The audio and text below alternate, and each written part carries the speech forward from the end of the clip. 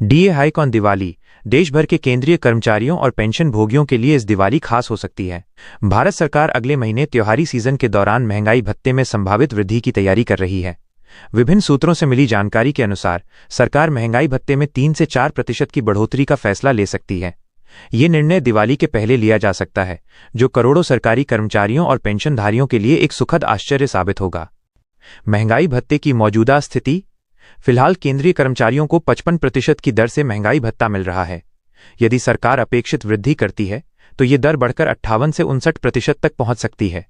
ये बढ़ोतरी न केवल कर्मचारियों की मासिक आय में वृद्धि करेगी, बल्कि उनकी क्रय शक्ति भी बढ़ाएगी। त्योहारी मौसम में ये वृद्धि विशेष रूप से महत्वपूर्ण है, जब लोगों के खर्च बढ़ जाते हैं और अतिरिक्त पैसों की जरूरत होती है। महंगाई भत्ते की नियमित समीक्षा प्रक्रिया।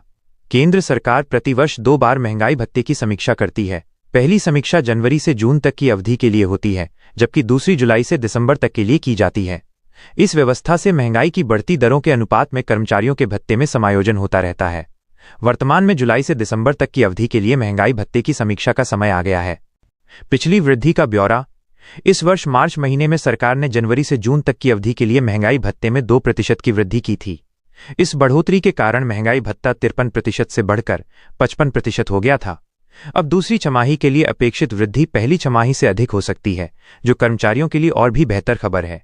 लाभार्थियों की संख्या और व्यापक प्रभाव। यह संभावित वृद्धि लगभग 1.1 करोड़ केंद्रीय कर्मचारियों और पेंशन भोगियों को प्रभावित करेगी। यह एक विशाल संख्या है, जो दिखाती है कि इस फैसले का देश की अर्थव्यवस्था पर व्यापक प्रभाव होगा। जब इतनी बड़ी संख्या में लोगों की आय बढ़ती है तो बाजार में मांग बढ़ती है, जिससे समग्र आर्थिक गतिविधियों को बल मिलता है। वेतन और पेंशन पर प्रभाव का गणित। महंगाई भत्ते की गणना मूल वेतन के आधार पर की जाती है। उदाहरण के लिए, यदि किसी पेंशनधारी की मूल पेंशन 9,000 रुपये है, तो वर्तमान 55% दर से उसे 4,950 रुपये महंगाई भत्ता मिलता है। इस प्रकार कुल पेंशन 13,950 रुपये होती है। यदि महंगाई भत्ता बढ़कर 58% हो जाता है तो महंगाई भत्ता 5,220 रुपये हो जाएगा और कुल पेंशन 14,220 रुपये हो जाएगी। इससे मासिक 270 रुपये की अतिरिक्त आय होगी। कर्मचारियों के लिए अतिरिक्त लाभ। न्यूनतम वेतन 18,000 रुपये वाले कर्मचारी के मामले में देखें तो वर्तमान में उसकी कुल तनख्वाह 27,900 रुपये बनती है।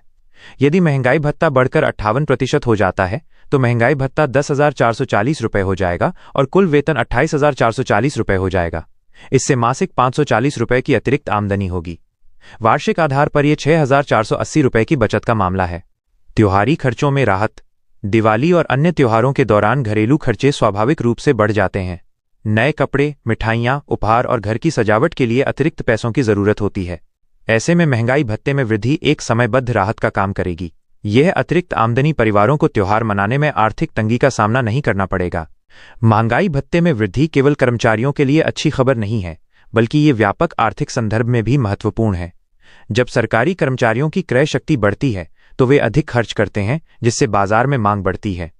यह छोटे व्यापारियों, दुकानदारों और सेवा प्रदाताओं के लिए भी फायदेमंद होता है।